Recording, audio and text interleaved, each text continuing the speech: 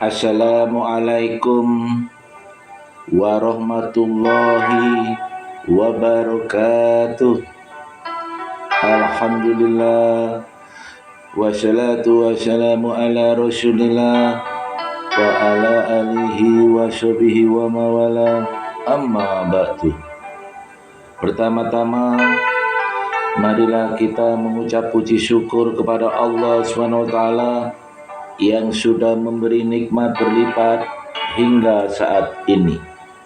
Juga tak lupa selawat serta salam semoga selalu tercurahkan kepada Nabi besar Muhammad sallallahu alaihi wasallam serta keluarga, para sahabat sampai kepada kita umatnya.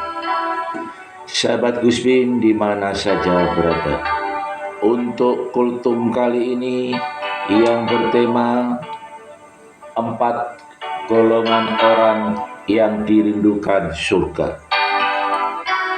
Sahabat Gusbin di mana saja berada, surga merupakan balasan bagi orang-orang yang beriman. Setidaknya ada 4 golongan orang yang dirindukan surga. Allah Subhanahu wa taala menciptakan surga dengan tangannya sendiri. Allah Subhanahu wa taala telah memilih salah satu surga sebagai tempatnya yang diistimewakan. Letaknya berdekatan dengan singgasana Allah atau Arsy. Dalam sebuah hadis Nabi besar Muhammad sallallahu alaihi wasallam yang berasal dari Anas ibnu Malik, Rasulullah sallallahu alaihi wasallam bersabda, Allah Subhanahu wa taala membangun surga Firdaus dengan tangannya. Allah Subhanahu wa taala membebaskannya dari semua orang musyrik dan semua peminum arak yang mabuk. Hadis riwayat Baihaqi. Sahabat Gusbin di mana saja berada, Abdullah ibnu Umar berkata, Allah Subhanahu wa taala menciptakan 4 hal dengan tangannya: singgasana atau Arsy, pena, kalam, surga, Adam.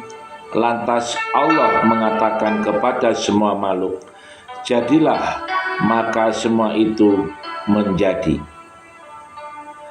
Sahabat Gusbin di mana saja berada, dalam sebuah hadis yang berasal dari Ibnu Abbas dikatakan bahwa ada 4 golongan manusia yang dirindukan oleh surga.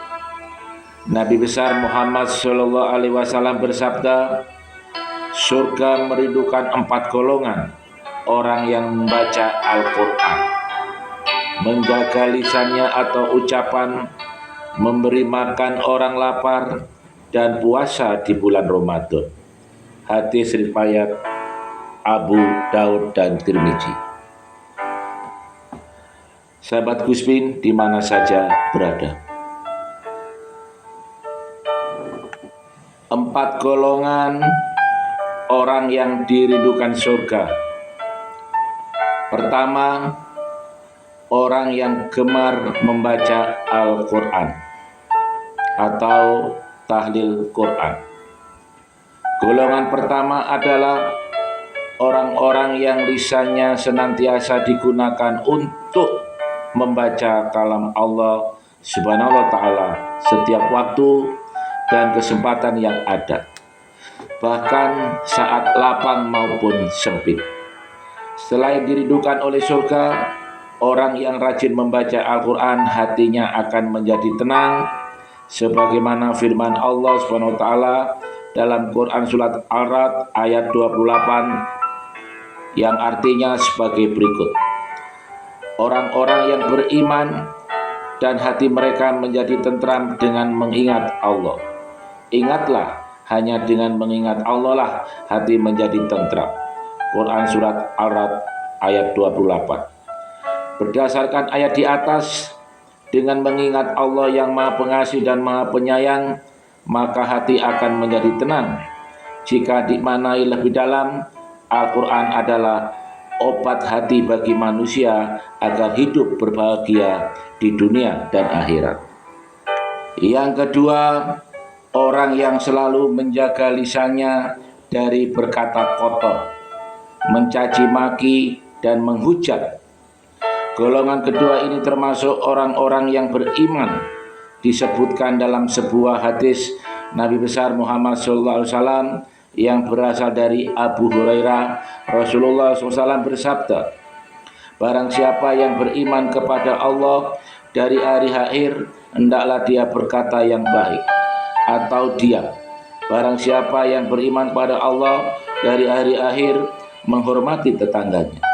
Dan barang siapa yang beriman kepada Allah dari hari akhir, maka hendaklah dia memuliakannya tamunya.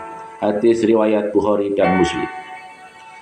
Imam Ghazali dalam kitabnya Ihya Ulumuddin menjelaskan ada 14 macam bahaya lidah. Salah satunya adalah perkataan yang tidak bermanfaat yang dapat membuat hati kasar. Yang ketiga, orang yang memberi makan terhadap orang yang kelaparan. Golongan ketiga adalah orang yang senantiasa membantu orang yang membutuhkan. Allah SWT akan membalas kebaikan yang dilakukan oleh hambanya. Bahkan kelak di hari kiamat, Allah SWT akan memberikan makan dari buah-buah surga. Sahabat Gusbin di mana saja berada. Dalam sebuah hadis yang diriwayatkan oleh Tirmidzi, Rasulullah SAW bersabda yang artinya, siapapun mukmin memberikan makan mukmin yang kelaparan, pada hari kiamat nanti Allah akan memberinya makanan dari buah-buahan surga. Siapapun mukmin yang memberi minum mukmin yang kehausan, pada hari kiamat nanti Allah akan memberinya minum dari minuman surga.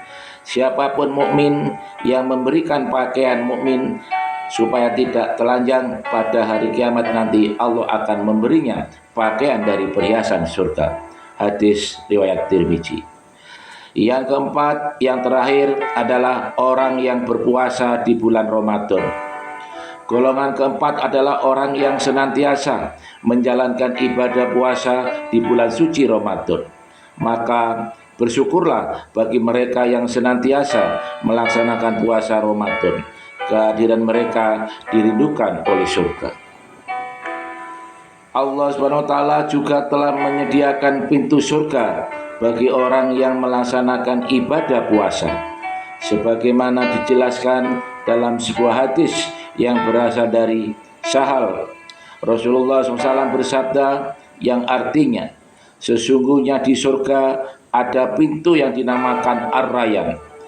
Orang-orang yang berpuasa di hari kiamat masuk dari pintu itu. Tidak dibolehkan seorang pun memasukinya selain mereka. Lalu dikatakan, di mana orang-orang yang berpuasa? Mereka pun bangkit. Tidak ada seorang pun yang masuk kecuali dari mereka. Ketika mereka telah masuk, ditutup dan tidak seorang pun masuk lagi. Hadis riwayat Bukhari dan Muslim.